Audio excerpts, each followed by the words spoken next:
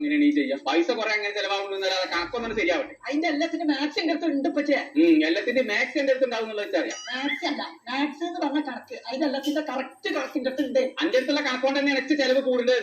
ബാക്കിയുള്ള പൈസ എവിടെ? അതൊക്കെ ഇതിലുണ്ട്. എന്നാ കണക്കിന് പറയാം. തേങ്ങ ഇടാൻ പോയതിന്റെ മൊത്തം ചെലവ്. അപ്പൂട്ടൻ തേങ്ങ ഇടാൻ കയറിയപ്പോ അപ്പ ഓർത്തത് ടൗസർ ഇട്ടിട്ടില്ല. അതിന്റെ ചെലവ് കൂട്ടിക്കൊടുക്കുക. അതിനെങ്ങനെ ചെലവാക്കണം? ആയിട്ട് ഞാൻ വെക്കണേ അത് ചെലവാക്കണം. ഓ എല്ലാം നല്ല കറക്റ്റാലേ. ആ പക്ഷെ അതല്ല ഞാൻ പറഞ്ഞു. ഇട്ട തെങ്ങുമെന്ന് അപ്പൂട്ടൻ കിഴിഞ്ഞുണ്ടാകും. അപ്പൊ തന്നെ വേഗം ആകെ തോന്നാണ്. അതിന്റെ ഹോസ്പിറ്റൽ ചെലവ് 4500 അപ്പൂട്ടനെ ഡിസ്ചാർജ് ചെയ്തിട്ടില്ലേ? അല്ലെങ്കിൽ ഇതിപ്പോ നിൽക്കൂലേ? ഇത് മൊത്തം ബാക്കി എത്ര പൈസ ഉണ്ടെന്ന് പറഞ്ഞാൽ അതല്ലേ? ബാക്കി മൊത്തം 260 ഉണ്ട്. അല്ല ഇതൊക്കെ 10 ചായപ്പീടിയ കൊടുക്കാനാ. ഞാൻ ഒരു ചായ കുടിച്ചു. ഇപ്പൊ 10-40 ഏക്കർ സ്ഥലത്ത് തേങ്ങ ഇട്ടിട്ട് ആകെ ബാക്കി 250 അതിനിപ്പോ ലാഭം അതിന് 100 കിട്ടിയിട്ടുള്ളൂ.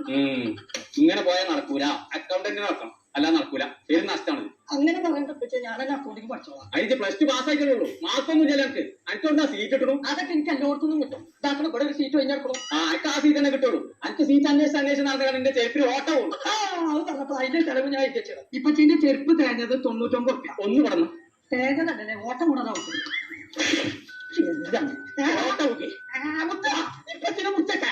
എന്താ പ്രശ്നം? എന്താ അറിയില്ല. കണക്ക് വെക്കില്ല. എന്താ പറയുക പ്രശ്നം? കണക്ക് തെറ്റിച്ചിട്ടല്ല, കണക്കല്ലാതെ കക്കൻ കട്ടിട്ടാണ്. ഞാൻ കണ്ടിട്ടില്ലല്ലോ. നോക്കാൻ ജോലി അക്കൗണ്ടിക്ക് പഠിച്ചാണെന്നുണ്ടെങ്കിൽ ഇന്റെ കണക്കന്നെ നോക്കാൻ ഇഷ്ടം പോലെ. അതിനെ എങ്ങനെ മാറ്റില്ലല്ലോ. എവിടെ കൊണ്ട് ഞാൻ ചേർക്കണു?